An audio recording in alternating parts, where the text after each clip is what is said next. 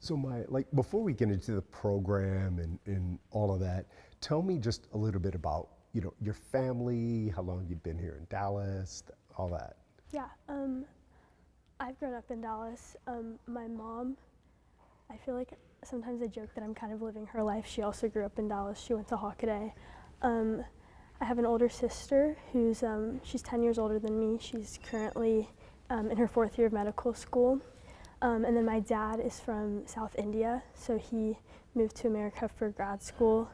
And my parents met working together in Dallas, and then they kind of stayed put here to be closer to my mom's family. And yeah, I ended up coming to Hockaday just like my mom and my sister, which, Okay. yeah. Now, I know, going to a school like Hockaday, I know it's, fairly pretty competitive. Yeah. And I'm sure like a lot of the ladies are involved in all kinds of things. How else do you kind of spend your time? Like what takes up your day outside of like academics? Yeah. So yeah, obviously academics are a big part of my everyday life, but I'm really involved in a yearbook. That's like a big passion of mine. I really love doing design, and I love journalism. And I'm going to be editor-in-chief next year, which I'm really excited about. And then I design for Hockaday's business publication called Emporio, and so that's also a really cool program. It was started by Hockaday students, and it's a business publication, but we also do financial literacy tutoring, and we do a lot of community outreach things as well. And then I'm vice president of Care for Cancer, which is a club that started here at Hockaday as well. And that club is essentially, we record book reading videos, and these videos are then broadcasted in children's hospitals for children affected by cancer. And I've always been a big reader, and so that's a really cool way that I get to integrate that passion of mine into my everyday life at school. And then Hockaday has like such an incredible social impact program. I can't say enough good things, but one of the coolest things that I think we do is our recurring tutoring programs. So we have designated time built into the school day for people to be able to go off campus and tutor at DISD schools. And so since freshman year, I've been going about every week to Foster Elementary to tutor students there in writing. And so I'm really passionate about it, and it's been an amazing experience. And then obviously Global Girls Connect, this whole mentorship program, has been my passion project, and it's definitely what I've put the most of my energy into. And I've really enjoyed every moment of creating it. Yeah. What was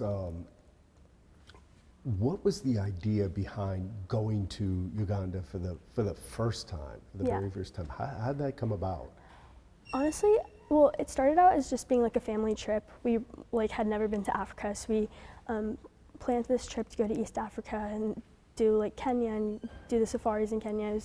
That was kind of the root of the trip. And my mom has this friend who had started this school in Uganda, who had started the African Women's Workforce Initiative. And so kind of on a whim, we decided to come visit the school with her. She convinced us to add on a few extra days to our trip. And we landed up in this rural village. It's right on the Nile River. And we spent 4 days in the village just getting to learn about the school and learn from the students there.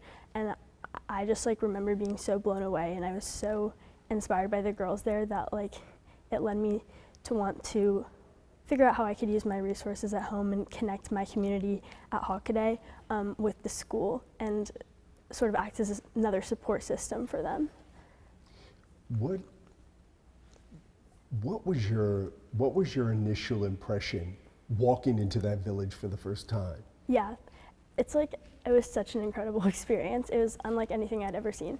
So it's on literally the side of the Nile River, and so we had to cross the Nile, and so we're in these little rowboats crossing the Nile, and it felt like the whole village was it's kind of, there's a little bit of a cliff or a hill, and there's a staircase leading down, and the school is at the top, and it felt like the whole village was there waiting for us, and they were singing and dancing, and there was they have this whole dance ceremony, and they had a band, and it was so much fun. And it's such a warm culture, they were so welcoming and so grateful for us to be there. Yeah, it was remarkable. Yeah. You know, a lot of people, I would say, a lot of people would have had that experience and just gone back to their lives. Yeah. I think that, like, so the founder, her name is Brittany Underwood. She is like, I'm like endlessly inspired by her. When she was around 20 years old, she ended up doing a study abroad thing in Uganda, and I think it was kind of random. Like, her friends convinced her to go. She like couldn't even place Uganda on a map, and she ended up like connecting with the people in this village, and she created something called Akola.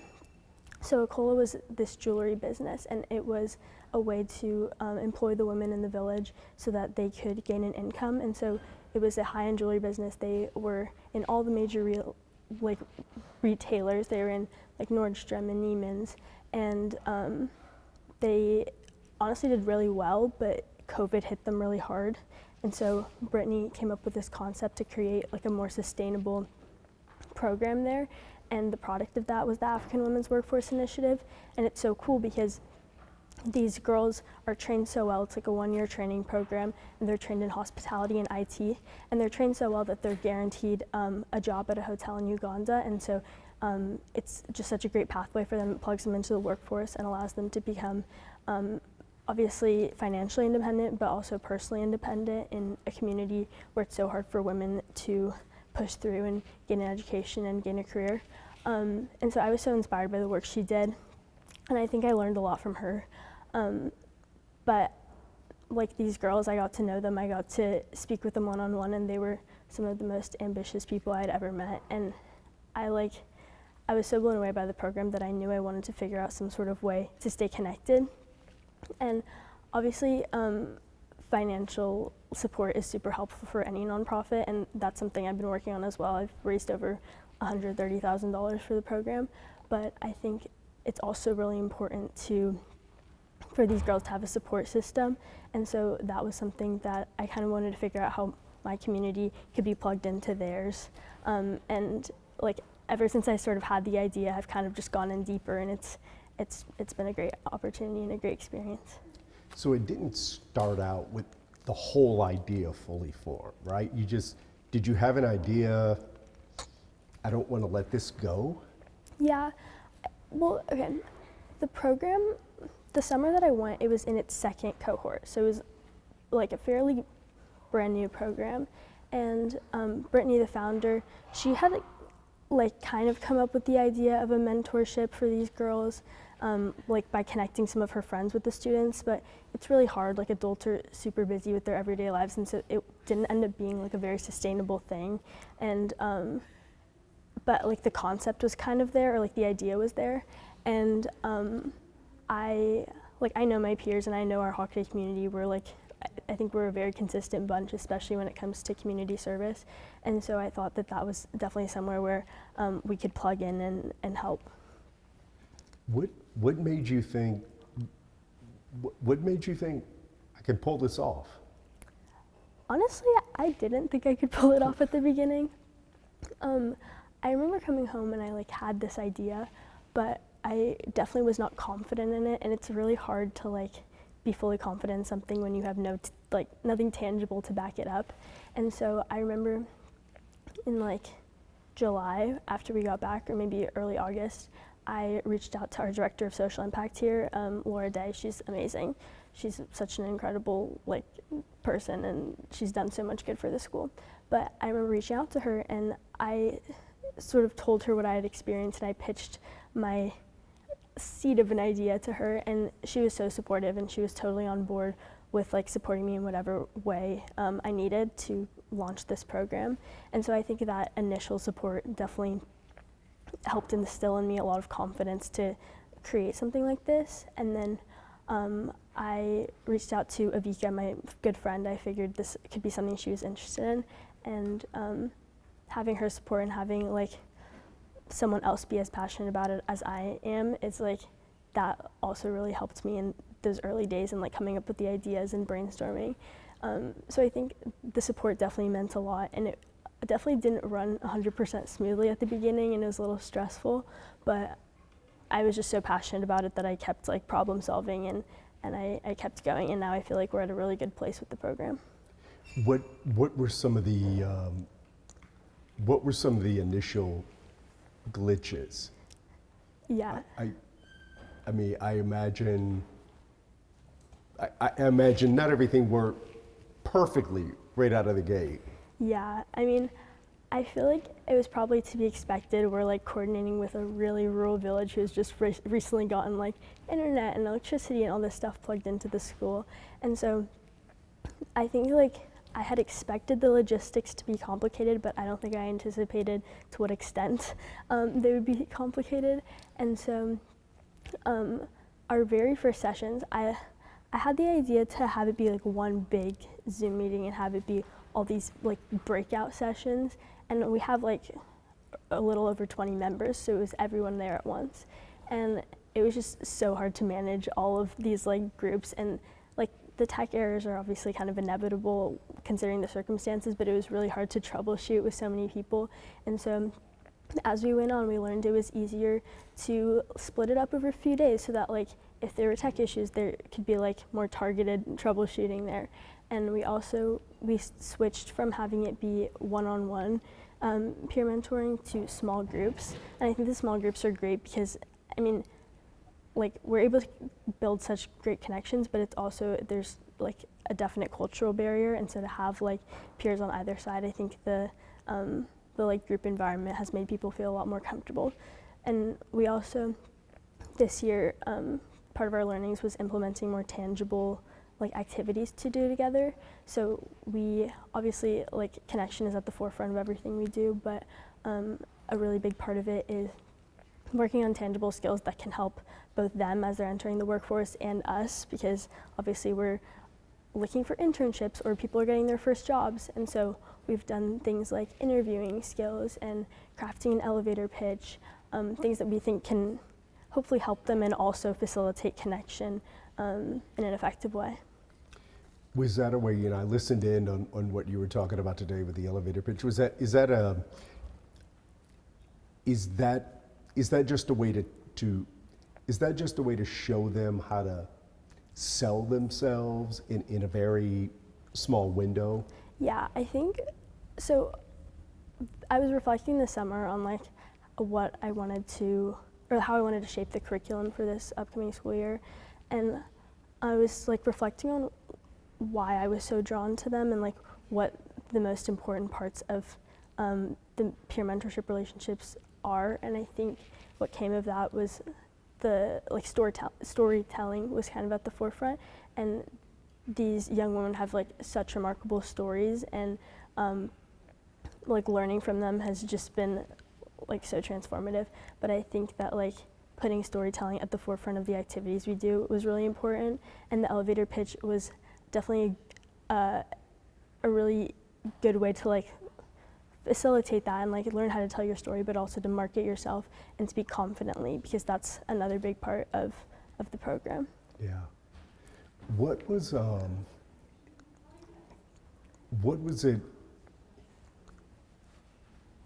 Did you envision, what was it like having Avika come with you?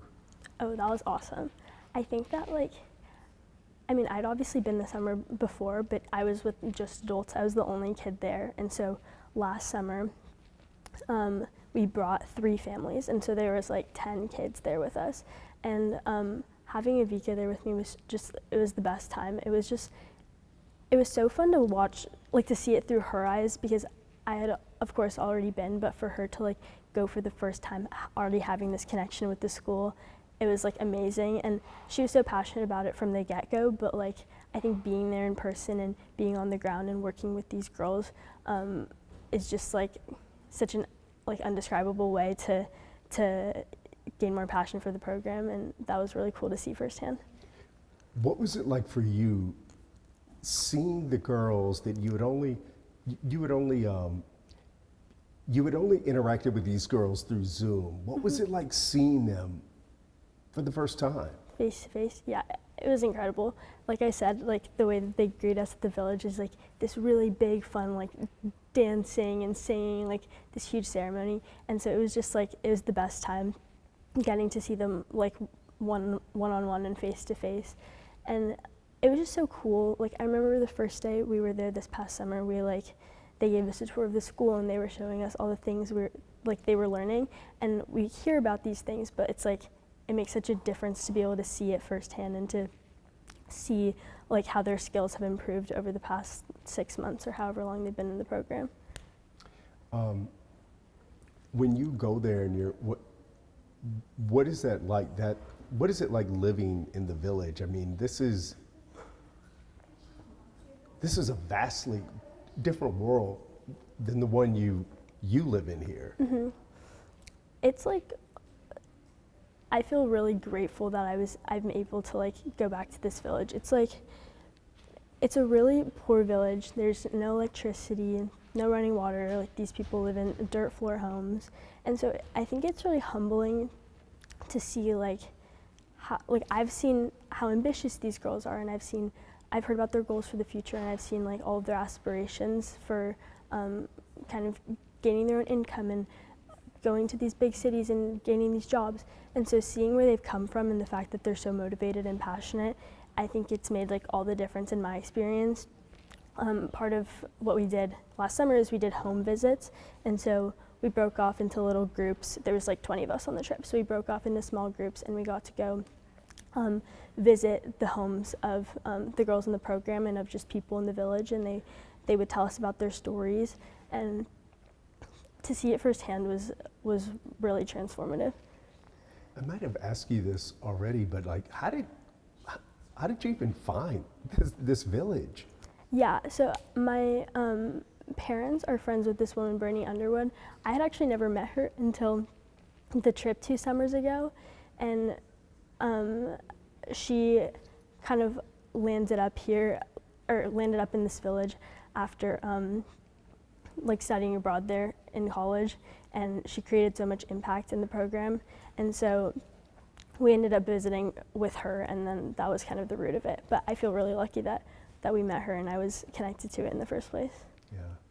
How have you raised the money, and what has it been used for? Yeah, so raising the money has been a really, like, it's taught me a lot, I will say. It's taught me a lot about like using your connections, and it's taught me how to convey my passion, I think. I think that's like been a really important part, is the fact that I'm so passionate about it and I'm able to tell my story and tell how much it means to me. And so I've definitely leveraged my connections. It only takes $1,000 for each girl to go through this program for 1 year, and then they're guaranteed a job, like job placement. And so it's definitely a lot of money, but in the grand scheme of things, it's not a whole lot for the amount of like ripple effect that it has.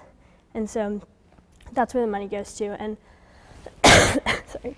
And the school does a lot of stuff for the community surrounding them. So there's a primary school next door to the African Women's Workforce Initiative that they fund. And so the primary school is for little kids, and it's such a cool program. And they do things like they help out people in the village, they help out people who are like having medical issues. So it's really, money spreads beyond just the immediate program. Yeah. What have you, and if the girls complete this program, they're guaranteed a job?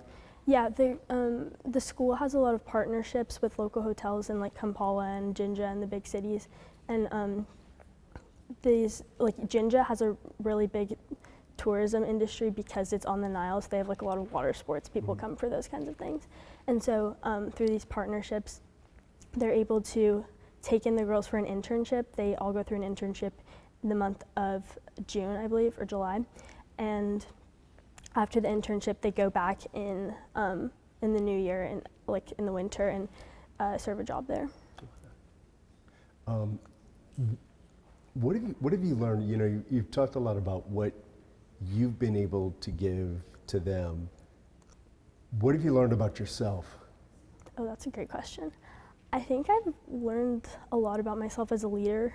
This is like one of those projects that has really pushed me to um, think creatively and like rally people. And building something from the ground up is like something I had never done before, especially not at this scale. And so I learned a lot about like my ability to problem solve. Obviously, I'm managing a lot of people because we have 23 people here, and I'm coordinating with the school there and the women who run the school, and there's 40 students at like in the program that we connect with. And so I think I've learned a lot about like my ability to communicate across all of these cultural barriers and time zones. And I think that I've like learned a lot about my ability to come up with creative solutions. There's a lot more aspects than you would think that go into this, because we have to meet with the school, we have to figure out what they want and what would be helpful for them, and then we develop the curriculum. We have to obviously stay within the boundaries of Hockaday because it's a Hockaday associated club. We have to raise the money, we have to help with their social media. So there's so many aspects, and so I think managing those aspects has taught me a lot about my ability to be a leader, and I think those skills will carry on no matter what I do in my life. Including raising a lot of money. For sure, yeah. Yeah, that's definitely pushed me outside my comfort zone. I think it's really hard to like ask people for money, and especially like you're gonna hear no's. And I think it's been a good experience for me to like advocate for the school and be able to effectively communicate why it's so important. But yeah, we've done a lot of good, and they're able to do so much good with the money as well. Just kind of recap the amount of people that are involved now on the girls' side there in Uganda and the girls here at Hockaday. How big is this right now? So we have 23 people who are involved in the club at Hockaday, and then there's, I believe, 39 AWWI students. So the groups are like usually 2 on 3 to accommodate for like the gap in numbers. But yeah, it's grown a lot. I think last year we had around like 18 members, so it's definitely fun to see the growth. Even though it's at a smaller scale, it's like big percentage-wise. So Yeah. it's been great, and we're able to support so many more girls if we have more Hockaday students involved. At some point,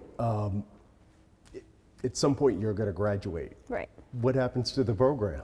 Yeah, that's something that Avika and I have been talking about a lot, because these girls are like, a lot of them are teenagers, they're like 18, 19, but some are a little older, and so I think that we've both talked about potentially bringing this to college. I think that it would be a program that is well suited for young adults to be a part of, but I definitely don't want the program to lose its ties to Hockaday. So that's something that we've been talking about, is like a way to keep Hockaday students connected, to keep Hockaday students involved with the mission while still being able to bring it to whatever institutions we end up going to.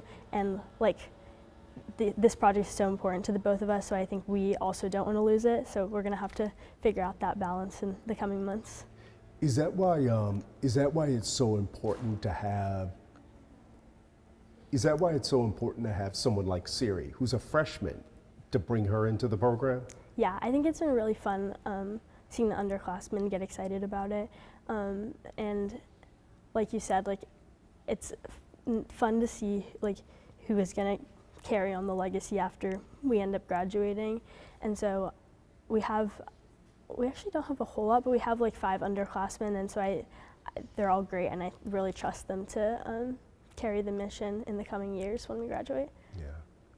When you look back at your time at Hockaday, is this program going to be dear to your heart? I think for sure. I think my favorite part about Hockaday, and it's something that I will never have enough good things to say about, is our social impact program and our Institute for Social Impact. Hockaday does such a remarkable job in like instilling in each of us a passion for service and a passion for bettering our communities. And there's just been so many ways where I've been able to get involved in social impact at Hockaday, but there's definitely no way I could have carried out this project without the support of the social impact leaders. I remember fall of my sophomore year when I was first starting the program, I met with Miss Label. She's no longer here, but she was the assistant director of social impact. And so, like, just being able to sit down and problem solve with someone who has worked with so many nonprofits and who has seen so many different programs be in these beginning stages, it's so helpful, and it's so helpful to have the support of them. And also, Hockaday Social Impact is very much student driven. We have a social impact board that I'm a part of, and I'm going to be co-chair next year, which I'm extremely excited about. But having like the student driven mission and the student driven passion be at the heart of our social impact program is just so cool, and it's like unlike anything I've ever seen. And so I think this will definitely be at the forefront of my Hockaday experience when I end up looking back on it. At the end of the day, do you think you've given more, or do you think you've gotten more out of the program being involved in it? I honestly think that's something that it's been a big learning for me, is that like service is such a two-way relationship, and like this peer mentorship program too is built on the idea that we're both gaining something out of it. I think I've gained so much from this experience, like I said, as a leader and like learning how to run a program, but I've also learned so much from these young women. They're like truly some of the most inspiring people that I've ever met, and getting to like speak with them and talk to them consistently and develop connection with them has been so remarkable. And I think that we have done a lot of good. I think we have like been able to provide them with a support system and hopefully provide them with skills they can take into the workforce or their personal and professional lives. But it definitely is a two-way relationship, and we've gained so much from the program and getting to meet with them. And one last question, what would you say to another young person who's maybe thinking of doing something like this but feels like the idea of it is just so overwhelming? Yeah, I would say that I've been there. I think as long as you're really passionate about something, that's always going to be the driving factor. There's no way I could have like taken it this far and done so much good for this program if I wasn't so passionate about it, and if I wasn't so passionate about their mission to educate and empower women. I think I would say just keep going. Like, if you're passionate and if you're really excited about it, and if you have people who are going to support you and rally behind you, or if you can find those people, I think that's the most important part, is if you have the support system and the passion behind it.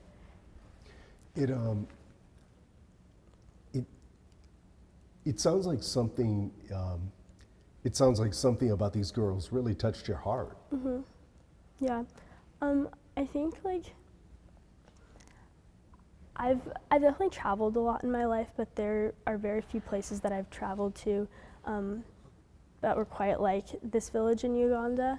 And I think like seeing these girls and seeing like where they've come from and seeing how much they've sort of defied, like the Ugandan culture, it's a warm culture, but there's a lot of boundaries for young women. There's a lot of boundaries for them to gain an education and to get a job. Like, there are just a lot of factors working against them, and for them to, against all odds, be so determined and motivated to push past that. And this is like the first generation of women to enter the workforce, and so for them to like have that drive, I think that's something that really stuck with me.